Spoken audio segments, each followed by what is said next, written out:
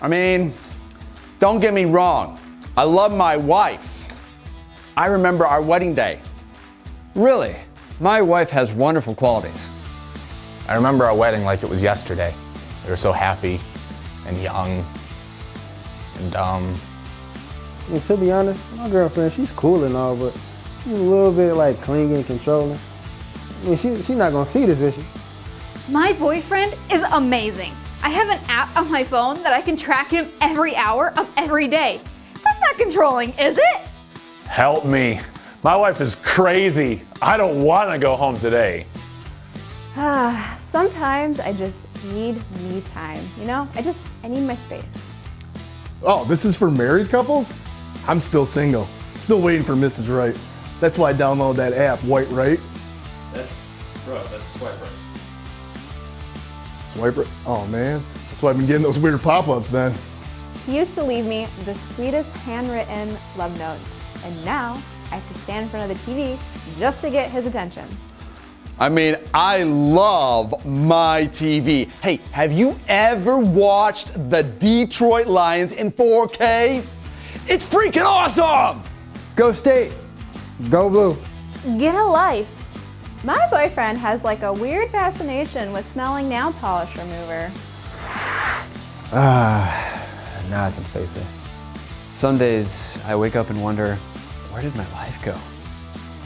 Yeah, it's been a little tough at home with the missus. It's like he's always caught up in his work, always checking his emails on his iPhone. I hate his iPhone. She's supposed to keep the checkbook balanced, but she's always going to pick up a latte here or going to pick up something from the Magnolia collection at Target here. It just all adds up fast. I just don't know how much longer I can take this. I love her. I just don't know if I like her anymore. I'm so lonely. Some days I look up at the sky and just want to scream. Who the did I marry? Who the did I marry? Who the did I marry? Who the did I marry? Who the did I marry? Who the did I marry? Who the did I marry? Who the did I marry? We're doing good, Life Church. You guys fired up? Hey, my name is John, one of the pastors here at Life Church. Thank you so much for being with us. We are starting a fresh 5-week journey together about relationships, and you picked the perfect Sunday to be here. Do me a favor, pull out your smartphones, turn the sound off, and log into your Facebook. Check in to Life Church Saginaw. We've even got a hashtag for you. You can put on Facebook, hashtag Who the Bleep. In fact, touch someone next to you and say, who the bleep? Very good. So check in on Facebook. This is going to be a fantastic series for singles, dating couples, married couples, divorced people. Basically, if you have a pulse and air in your lungs, this is going to be fantastic for you. We've added online weekly studies. So there are solo studies on our website, lifechurchmichigan.com, for you to dig deeper. And then our life groups launch this week. And man, I want to encourage you to stick your neck out, push yourself past your comfort zone, and register today. Today's the last day to register for a life group near you. Just go to lifechurchmichigan.com. You're going to go on a short journey with some other Michiganders and receive some great tools to improve your relationships and make some new friends in the process. So all of that is online for free as we journey through the series together. Now, before we jump into the book of Ruth, if you got a Bible or Bible app, find Ruth. It's right between Judges and 1 Samuel. 1 Samuel is the David and Goliath story. Got to tell you what happened to me 2 weeks ago today. Out of the blue, got a phone call. And, listen, we love kids at Life Church. My family has made it our mission to adopt every single kid. And so we've got like 5,000 children. Got a phone call out of the blue that our youngest, 1-year-old Levi, he just turned 1 year old, that his birth mother, to our surprise, gave birth in Detroit to a baby daughter, and she specifically asked if Amber and I would adopt Levi's biological daughter. And we said, no, I'm kidding. No, you say yes to that, right? You don't need to stop and pray. That's just a crazy, crazy gift of God, and that's the most loving thing that this birth mother can do. And so we've been on this 2-week crazy journey at our house. We're getting ready to bring home our infant daughter, baby Alicia. We get to visit her every Saturday, and so I took some photos yesterday as she is in adoption host care over in Grand Rapids. And we can't post these online because it's still not legal yet. So you guys are getting to see her before the internet and the interwebs. But she's adorable. She looks almost identical to Levi. We have some Irish twins. Be praying this Friday. Birth mother signs the paperwork in the courts, and then it's up to the judge to sign our paperwork. And the judge can either sign it the same day and we could bring her home this Friday, or they have up to 14 days for the judge to fill out the paperwork. So if you all would be praying for that to happen, we would love to bring her home Friday. That would be awesome. And then we'll have a huge celebration online. You can follow me on social media at High Five John. But that's just kind of where our life is at, is that we're bringing more kids because we got to grow the church somehow, and we're gonna have 5 kids, and it's gonna be crazy and nuts. And I love my kids, so I'll have a newborn, a 1-year-old, a 3-year-old, a 6-year-old, and a 12-year-old. And my 12-year-old is amazing. He's running tech right now, so if you've got a middle school student, they can serve, right? And every year, my 12-year-old, my 6-year-old, parents, maybe you have encountered this in elementary world, they have field day, where your kids get out of class and they get to go to the high school and, run relay races and jump through hoops. And all parents are in the stands and we're cheering for our kids and we're secretly hoping, please don't get hurt and don't. And so this past spring, we got to cheer for Josiah and Ainsley, and they were jumping into events that they've never trained for, like the long jump and, they're throwing things. I'm like, oh, please. And they started doing these relay races. And it was amazing to watch all these elementary kids, for just one moment in time, they're not arguing. They're trying to pass the baton. They're trying to get it across the finish line. And I felt so bad because there was this kid who got the baton and he's running. He thinks he's Forrest Gump. Run, Forrest, run. Okay. And he's running and he drops the baton and he crumples to his knees, and I feel bad for that parent because they're just dying on the inside. And so we're all like, get up, and the kid gets up and dusts himself off, and he looks at the stands, he goes, I am Batman. No, he doesn't do that. That would have been awesome though. And he picks up the baton, he starts running, and we're all cheering for this kid. And even though he experienced a setback, even though he dropped the baton, he kept chugging forward, and he ended up getting like 4th place, which was awesome because he didn't give up. Some of us feel like we're in a relay race. The Bible says to run your race well. And for some of us, we are experiencing setbacks in our relay race of life. We need each other. God created you for relationship and community. We're better together. And when we pass the baton, sometimes we stumble. Some of us wipe out. Some of us want to sit and pout and just cry and binge watch Netflix. But this series is not here to enable your dysfunctions. We want to help you.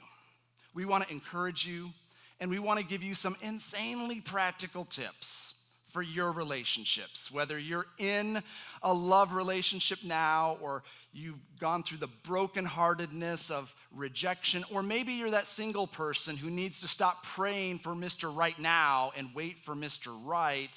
If you give us 5 Sundays and make this a priority, I promise that God is going to do some work in your life and in your relationships. Because just like that poor kid who stumbled on the track field and felt like he was experiencing a humiliating setback, here's what you need to know, the whole message in one tweet. A setback is really a setup for a comeback.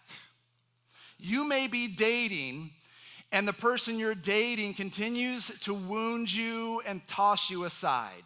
You may be married for many years, and right now you guys are not seeing eye to eye. You may be single and feeling like, oh, woe is me, I am in a permanent setback. But I'm here to tell you that your relational setback is really a setup for a comeback. For 5 weeks, we're going to be in the Old Testament book of Ruth. Today, we're in Ruth Chapter 1. I'd encourage you to grab a Bible or a Bible app. If you don't have a Bible, next time you go to the Holiday Inn, grab the free one. They don't need it. And Ruth is where we're going to be, getting practical relationship advice from someone who lived thousands of years ago, a heroine named Ruth. And week 1 of our message series is simply begin your comeback. Listen, faith is a journey, not a guilt trip, and the grace of God means it is never too late to become who you might have been. There is no judgment here. My job is not to make you feel bad. My job is to point you to a God who wants to lift you up, dust you off, and cheer for you, and to begin your comeback. And this applies to relationships. This can also apply to how you're doing with your kids or your parents, your boss. It can relate to your financial life. Your setback is a setup for a comeback. So Ruth chapter 1 is where we're going to camp out this morning. It begins with verse 1, during the time of the judges. And we'll pause right there. If you've been to Life Church any length of time, you're like, Pastor John can't get through a flippin' verse. You're right. I want to stop. Okay, so during the time of the judges, Ruth takes place during a time in ancient history of Israel. Moses has passed the baton to Joshua, who has now passed the baton to God's people in the land of Israel. And they don't have a ruler, they have judges. The final verse of the book of Judges says this, Judges chapter 21, verse 25, in those days, the days of Ruth, there was no king. So everyone did whatever seemed right to him or her. Remember that verse, because this is true for your finances, for your relationships, for every aspect of your life. If your life is not anchored to the king, then you and I, our default mode is to do whatever seems right in our own eyes. You've tried doing things your way. How's it worked for you? Today, we're going to try and do it God's way in Ruth chapter 1. So during the time of the judges, there was a famine in the land. A famine means you go to Meijer and there is no bread on the shelves. It's sort of like whenever there's going to be a really bad weather coming. Have you ever noticed you run to Walmart to just pick up some bottled water and some supplies, and you're like, holy cow, what happened? Where did the bleep did the groceries go, right? So that's what it's like in a famine. There's no food. There's no Cheerios. McDonald's is closed. There's a famine in the land. And God is still in charge during the dry seasons of our lives. God uses famines to get Israel's attention in the Old Testament. Perhaps the reason you are walking through a dry spell is because God is lovingly trying to get your attention. And I'm so glad he brought you to church today, because he's going to help you move to a place of abundance. God always uses the valleys of life before he takes us to the mountaintop. And as we've said before, the vegetation does not grow on the mountaintop. There's ice and snow. Healthy things grow in the dry seasons, in the valleys. There's a purpose to your pain. If he brought you to it, he will bring you through it. God uses famines in your relationships to get your attention. Now, here we go. In Ruth 1, the time of Judges, there's a famine. There is a man who left Bethlehem in Judah with his wife and 2 sons to stay in the territory of Moab for a while. So this guy is living with his family in Bethlehem. We know the Christmas story. That's where David is born. It's where Jesus is born, a little town of Bethlehem, just a couple of miles outside Jerusalem. Bethlehem in Hebrew means house of bread. Where there is bread, you have tummies full. So Bethlehem represents God's people. It represents the presence of God, the house of bread. This guy with his wife and 2 sons says, hey man, there is nothing to eat at the 7-Eleven. Let's go to Moab. Never mind that in the Bible, what does God say to his people in Israel? He says, do not hang out with, don't go to the parties with the Moabites, the Jebusites, the Edomites, the mosquito bites. Making sure you're with me, right? All right, he says, you're supposed to be different. I've set you apart to be different, to be a light to the world. Well, this guy does what everybody else does in the Old Testament. He leaves the house of bread, Bethlehem, and heads to Moab, which is 40 miles away. Moab is wicked. These people are not invited to Bethlehem. If you want to know how bad Moab was, when you read ancient history, Moab started when a guy had sex with his daughter. How screwed up is that Thanksgiving meal? Hi, honey, this is your dad and your grandfather, right? That's some messed up stuff. That is Moab. It's 40 miles away as the crow flies. They don't have a car. They have to walk from Bethlehem to Moab. It takes about a week to a week and a half on foot. And don't miss this. In order to lead his family from Bethlehem to Moab, this man must turn his back on Bethlehem and must make this journey to Moab, a wicked place. It's a choice he's made in life. And don't miss this, anytime we turn away from God and toward Moab, something dies. Every time we turn our back on Bethlehem and we can't focus on God, we can't focus on Jesus, because now we're focused on getting to Moab, something dies. So look at this, verse 2. The man's name was Elimelech, and in Hebrew that means God is my king.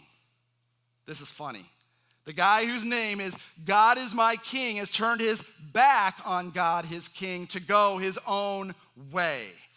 You can be a Christ follower, you can be a church goer and still turn your back on the goodness of God in your life to pursue the Moabs of your life. That's what happens in a lot of relationships. Instead of trusting that God's ways are the best, we color outside the lines and then we whine and complain on Facebook saying it's complicated. Moab is complicated. That's why God wants you in flippin' Bethlehem. And so his name is God is my king, but he's not living like it. His wife's name was Naomi. Naomi's name in Hebrew means sweetness. Sweetness. You ever down south or you go to Cracker Barrel? I love Cracker Barrel. It's like a, garage sale with food. And the waitress, she's trying to make you feel welcome. And she'll go, hi, sweetheart. How you doing, sweetheart? Just makes you feel really good, right? I'd like some sweet tea. And so Naomi's name is Sweetheart. And she has 2 sons. It says the names of the 2 sons were Mahlon and Chilion. Mahlon and Chilion, which translates as sickness and death. How screwed up do you gotta be as a parent to name your 2 boys sickness and death? That's like going to a party or going out in the lobby later and you meet someone, hey, welcome to Life Church, how you doing? I'm doing great. Let me introduce you to my family. This is diabetes and cancer. You'd be like, whoa, you've got problems. And so here we go. They're going from Bethlehem to Moab. They entered the fields of Moab, settled there. Verse 3, Naomi's husband Elimelech died. So when we turn our back on God's ways, something dies in our relationships or in our finances.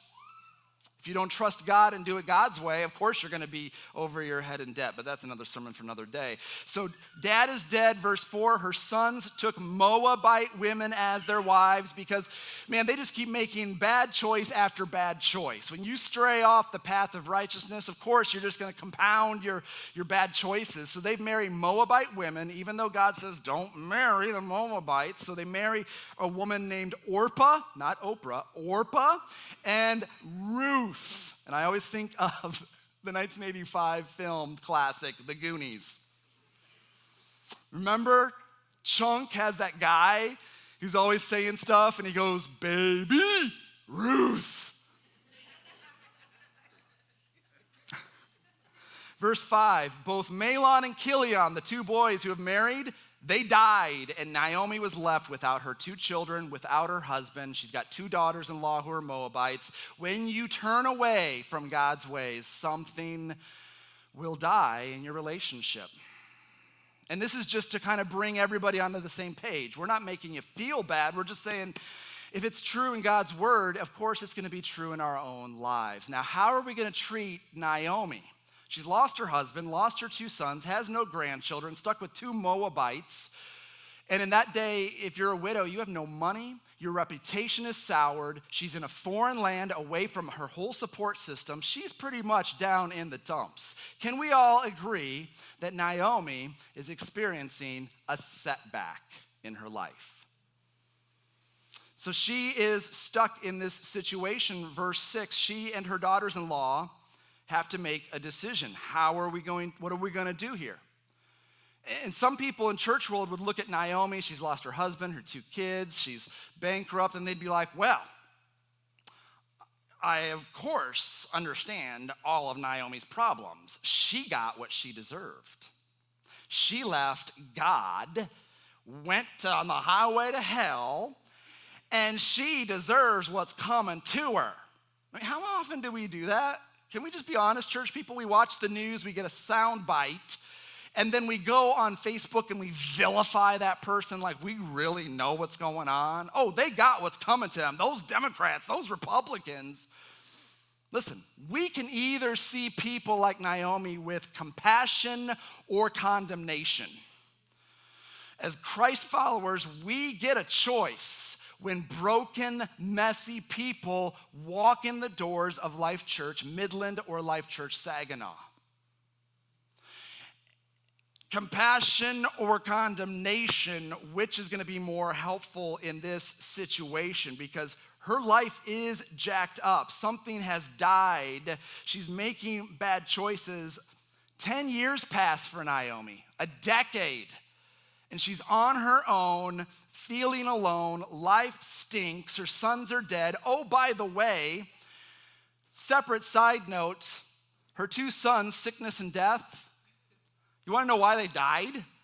Because all they heard all their life from mom and dad are their parents speaking sickness and death over their lives. Parents, you have so much power in your choice of words. Are you speaking life and vision and purpose over the lives of your children?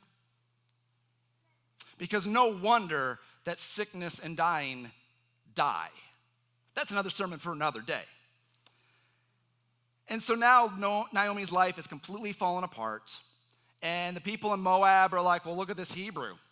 You know, and Moab is just a bad place altogether. I mean, it's like spring break. It's a little bit of Times Square on New Year's Eve. It's Hebrews gone wild, okay? They are really wicked, angry people, right? And they look at Naomi and they go, well, look what happened to her. She got what's coming to her. They showed her no compassion, only condemnation, like too many churches. And we can choose to either be Pharisees who sit on the judgment seat, or as Christ followers, we can choose to sit on the mercy seat. The choice is ours. And Jesus didn't come to condemn and complain. Jesus came to rescue, love, and heal people. Naomi is all alone. She's hurting, feeling no mercy, only condemnation. And nobody wants to grow up to be a Pharisee. No church person, listen, Halloween is coming up. What's your costume gonna be? Nobody wants to be the Pharisee. I've taken my son to basketball games, and afterwards he'll say, oh, look, Dad, there's a gift shop. We go in the gift shop, we look at all the jerseys. And my kid always wants to wear the team jersey, right? The person that's performing, that's making stuff happen, the hero. I've never walked into a gift shop and have my 12-year-old say, Dad, I want the referee jersey. No kid wants the referee jersey. Why? The referee delays the game, blows whistles, stops, points out everything that's wrong. We don't need referees in our churches. Jesus didn't call you to be a hall monitor. We don't need sheriffs for Jesus. We need Christ followers full of compassion and grace when people come in with broken hearts. So regardless of your relationship status, you are welcome here. Life Church is the perfect place for imperfect people, because imperfect people is all there is. The story continues. Look at verse 6. Naomi looks at Ruth and Orpah, the daughters-in-law. And in verse 6, it says that she and her daughters-in-law set out, don't miss this, to return from Moab, because they had heard in Moab that the Lord had paid attention to his people in Bethlehem and provided them food. That's a miracle. They're 40 miles away, all the way in Moab, surrounded by wickedness, and they hear that God is awesome and is blessing the people of Bethlehem. This is before newspapers. This is before social media. There's no Twitter, no Instagram, no Facebook. It is a miracle that the news has traveled from Bethlehem all the way to the dark reaches of Moab, proclaiming the goodness of God. That's a miracle. The fact that you're in church this morning, that's a miracle. If you're looking for hope for your marriage and relationship, the fact that you're here, that's a miracle. Naomi hears the good news and says, we're going back to Bethlehem. Because grace says it is never too late to become who you might have been. And if Naomi can live in Moab for 10 years, and God can gently start calling her home, God can do that in your marriage today. You may feel overwhelmed and broken.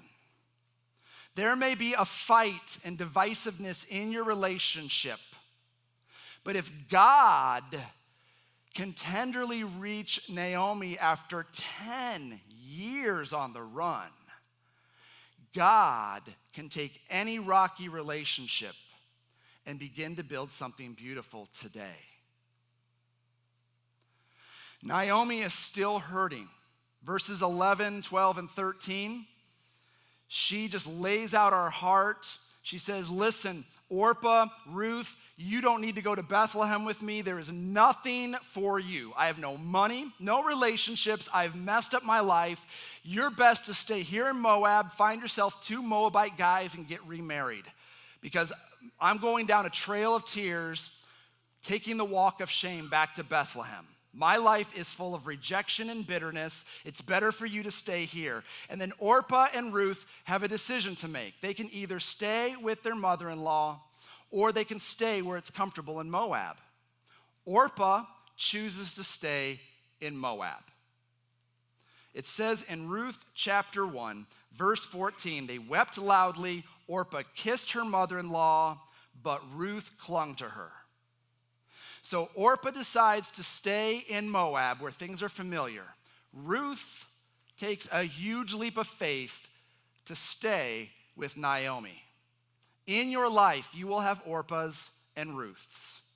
Orpahs are the people who come into your life for a season, and then when the going gets tough, they disappear. Naomi doesn't chase after Orpah. She lets her go. You have to let that person go. Then there are people in your life who will come along who are rare, like Ruth. Friends who will stick with you through thick and thin, who will walk alongside you into the unknown. If you have a Ruth, thank God for that, because Ruths are far and few between. And if you're looking for a friend like Ruth who will stick closer to you, it begins by being a friend like Ruth to someone else. So Orpah and Ruth make their decisions. Ruth clung to Naomi, verse 15, and says, look, Orpah's leaving. You should go with her. And Ruth says in verse 16, don't ask me to abandon you or to return and not follow you. Ruth says to her mother-in-law, for wherever you go, I will go. Wherever you live, I will live. Your people will be my people. Your God will be my God. This is phenomenal. Ruth has a conversion experience at the lowest point of her life. Naomi is penniless, has no direction, and yet by having a front row seat to the transparency of Naomi's life, Ruth discovers the heart of God. Never underestimate how God can use the junk in your story, the messiness of your message, to affect your loved ones. Ruth discovers hope in God through Naomi's heartache. And Ruth is willing to leave everything to pursue the God of Israel. So what do we see in Ruth chapter 1, verse 6? Even when there is no more hope in our heart, we can still choose to set our face toward God. Even though you have been rejected and hurt and betrayed and ground down, even when you've blown it and you're at your wit's end, like Naomi, like Ruth, you can still choose to set your face toward God. And God is not standing at the gates of Bethlehem shaking a finger saying, you deserve this, shame on you. God is saying, shame off you. God is saying, I just want you to come home. And so Naomi and Ruth begin this trail of tears, a humiliating journey with no money, no plans, except to head to Bethlehem, because they had heard that God was blessing in Bethlehem. And then it says in verse 19 that they arrive back home. 10 years later, her relationships are a wreck. Verse 19, the two of them traveled till they came to Bethlehem. When they entered Bethlehem, the people of God, the whole town was excited about their arrival. There's people here today that haven't walked into a church in years. I want you to know we're excited you're here. I don't really care what happened to you yesterday. I'm concerned about what happens to you tomorrow. And you are welcome here. We all have dirty laundry in our lives. And if the people of God can welcome Naomi and Ruth, who've jacked things up, this people of God can welcome you. And so the people of God welcomed them. They were excited. The local women exclaimed, can this be Naomi? It's been 10 years. And they're not focused on how messed up things are. They're like, she's here. Hi, sweetheart. They were offering comfort and encouragement to her. What would it look like at Life Church if we rolled out the red carpet every Sunday and we just said, welcome home. We're so happy you're here. There's some pushback from Naomi. In verse 20, she says, don't call me Naomi, call me Mara, for the Almighty has made me very bitter. I went away full, and now the Lord has brought me back empty. That's not true. Isn't it funny how we change the events of the past? I was full when I left. No, there was a famine. There was no food. You left because you were hungry. And so she's already reconfiguring the past, right? So I went away full. The Lord has brought me back empty. Why do you call me Naomi, sweetheart? Since the Lord has opposed me, the Almighty has afflicted me. I am bitter. Now, check this out. They didn't erase this from your Bible. This is why I love Christianity. It's straight up true. If they were trying to do a switch and bait on you, they would take away this part because she is shaking her fist at God. She's dropping some bad words. She's swearing like a mother trucker, and it's in your Bible. And so do you think God can handle your disappointment? Yes. God doesn't smite her with a lightning bolt. The church doesn't reject her. They go, oh man, she is hurting. She is bitter. She's angry. She belongs here. Because we've all made a mess of our lives. And someone who is deeply hurting hurts people. Let me say that again. Hurting people hurt people. If you're being hurt by someone today, remove yourself from the situation. It's not about you. It's about something deep inside of them that's been wounded. And she says, don't call me sweetheart, call me Mara, which in Hebrew means bitter. I'm bitter.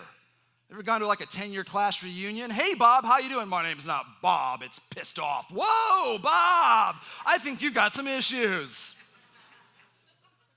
Right? That's what it's saying right here in Ruth chapter 1, that she is angry, she is bitter, and yet the people accept her. The community she steps into accepted her. They did not try to correct her. We should not feel like when we walk in on Sunday that we have to jump through hoops, that we have to dress a certain way, talk a certain way, just to get someone to smile at us. That's not what church is. It's not a museum for saints, it's a hospital for sinners. Bethlehem in Ruth chapter 1 radically accepted her in her anger, in her business. They did not try to correct her.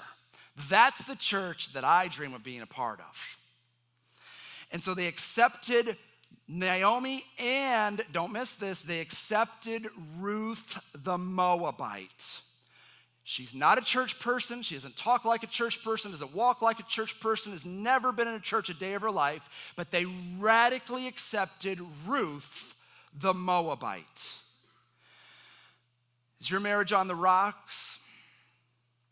You have nothing to fear here. This series is not going to be here to condemn you. This series is going to be here to lift you up and give you some tools. In Romans chapter 12, verse 15, it says that church people are to rejoice with those who rejoice, to weep with those who weep. Too often church people get that reversed, right? We rejoice with those who weep, and then we weep with those who rejoice. You ever been to that church? You walk in, I'm on top of the world, I'm full of joy, and someone says, well, you deserve to go to hell. Oh, I guess I shouldn't be happy. We're called to rejoice with those who rejoice, not tear them down. And then we're called to weep with those who weep. The best thing you can do for someone when they have a death or they're going through cancer is to show up and shut up. They don't need your trite answers. They don't need a Christian saying on a coffee mug to make them feel better. They just need to know that someone cares enough to show up and shut up. I have officiated a lot of funerals. People that are well-meaning Christians say the stupidest things in funeral homes. You know, they'll be walking by the casket and say to the family, well, God just needs another angel in heaven. Number one, we don't turn to angels when we die. Number two, you suck. Okay, they don't need your trite sayings. I've heard people walk up, they see her, lying in the casket. Oh, she looks so natural. What? She doesn't look natural, she looks dead. Rejoice with those who rejoice, but weep with those who weep. Don't get those confused. Bethlehem and Ruth 1, they got it right. They radically accepted her as she was, and they understood to put grace first. Church people love to say truth first. Oh, you got what you deserve. That's what happens when you sin. That's what happens when you don't go to church. When I read John chapter 1, verse 14, it says that Jesus Christ was full of grace and truth. Grace and truth. There's a reason that grace comes before truth in John 1:14. Because in your relationships, lead with grace first. Your husband, your wife, your boyfriend, your girlfriend, your loved one does not need a truth bomb today. They don't need a I told you so today. They need grace. Grace is when you love and accept someone when they least deserve it and least expect it. If you offer grace this week and just love that person, don't try to fix them, just love them and then invite them to sit with you. Grace builds bridges of trust. Naomi and Ruth were expecting rejection when they walked in, but the church people loved on her. Do you think they stuck around the church people? You betcha. Because you and I in our relationships need grace more than we need truth. And let me land the plane by looking at the final verse of Ruth 1. After Naomi and Ruth return to Bethlehem and are welcomed, there's a final detail added into verse 22. They arrived in Bethlehem at the beginning of the barley harvest. Wow. At the beginning of Ruth chapter 1, Naomi leaves in famine. When she turns her face back to God and returns to church, she experiences abundance. She had no idea that's what was going to happen. She hadn't read this book. It wasn't written yet. Simply by faith, she turned her back on Moab and made the long journey of faith, setting her face toward God, saying, yes, Lord, I don't understand. This may not turn out the way that I want, but whatever you want, yes, Lord. When you're hurting, you can choose to run away from the church and hide or to run toward the church for comfort. At Life Church, we're encouraging you to run toward the church. You can go on our website and check out life groups near you. That's the church in action. The journey starts by saying, "Yes, Lord." And if God can woo Naomi and Ruth back to his house, into a place of abundance and fulfillment and joy, God can take your broken relationship these next 5 weeks and slowly do some heart surgery and woo you and your loved one into a healthier place. But it begins by saying, "Yes, Lord." Let's pray together.